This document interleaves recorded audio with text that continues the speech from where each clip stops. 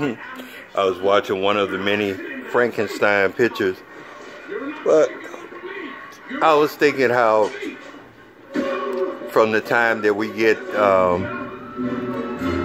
so-called being grown, we get little apartments and we and houses, and we try to make them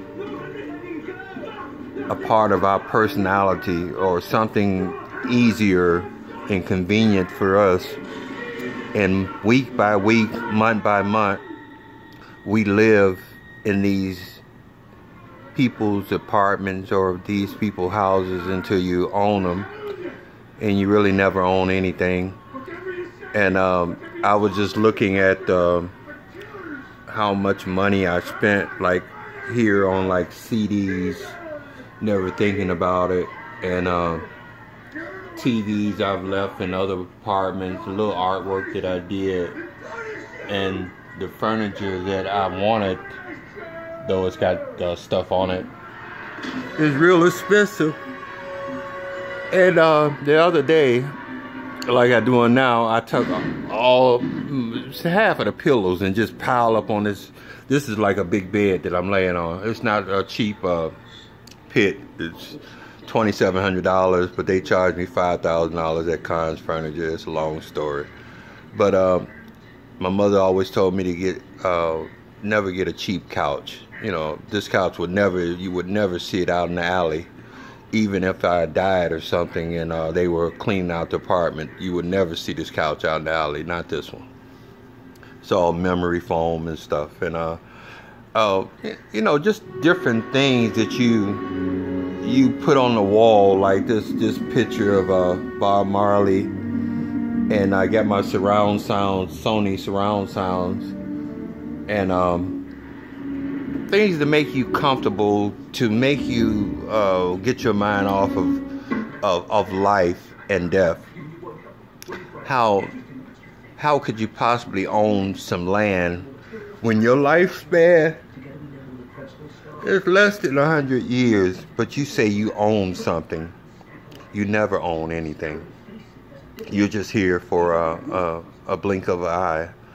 And people, a lot of times, I believe the homeless people will probably realize that, you know, whether they're sickly or just tired of the rat race, they're tired of being like keeping up with the Joneses and different things you have to do to stay in a apartment surrounded by a community. You can't just put the community in danger of wild thoughts you have or wild things that you want to do unless you're on unincorporated land or something. And you know, I wouldn't go out there and shoot in the swimming pool or something, you know, while people there trying to hit a little toy duck or something. You can't, you know what I'm saying? You're a part of the community that you live in. You don't have to talk to anybody if you don't want, but you don't have to impose yourself on them, invading their space. So we get in our apartments and we feel sort of safe. I can guarantee you, from the time you were born, when your mother put you in that bed, you're faced the same way, north, south, east, or west, as you was when you were a baby. If somebody moves in and sleeps on the wrong side of the bed, or sleeps and turn your bed around a certain way, you cannot sleep. So the most comfortable feeling is I don't know which way this couch is faced, but it's faced towards home, towards the beginning. And notice that. If you think I'm lying, when you sleep really, really good is when your bed is the same direction and you're sleeping the same direction as you was in your city or your state or wherever you were born. Check out and see which way that bed is pointed. It doesn't matter about the house, the arrangement of the house, or anything. you will find that you will turn that bed, or you'll sleep that direction, and you'll feel comfortable. You'll feel safe. And it's really funny how we don't think of different things, because you know yourself. If you have a girl coming over and she sleep on your side of the bed, you cannot sleep. It's just it's that. It's part of that. When you were born, your mother put you in that bed to a certain direction, north, south, east, or west. And she put you on, as you got older or something, you still sleep that way, that direction. Any other way you would have nightmares and you wouldn't sleep good. Believe me, I'm telling you the truth. If you don't believe me, just think back.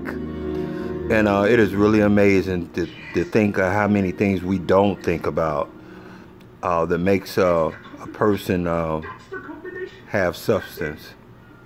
But then you have people that don't even think about nothing, man, nothing but how to cheat somebody out of money, like here, when it's so many other things important than that. Karma is real too. I hate to say things about what's going to happen a lot of times, because it does. And I never want to be implicated in something if somebody gets killed, but I feel like a lot of things are coming to Phoenix, and it's by their own accord, by their entitlement, and they're naive to think that people don't care or don't know what they're doing. And I couldn't shed a tear, tell you the truth. I couldn't shed a tear. But that's anyway, with the bed situation. If you want to sleep good, if you can remember, just turn the bed one night, sleep another night, turn it another way. And the way that you sleep really good is the way that your mother put you in the bed the first time that you got home from the hospital. Thank you.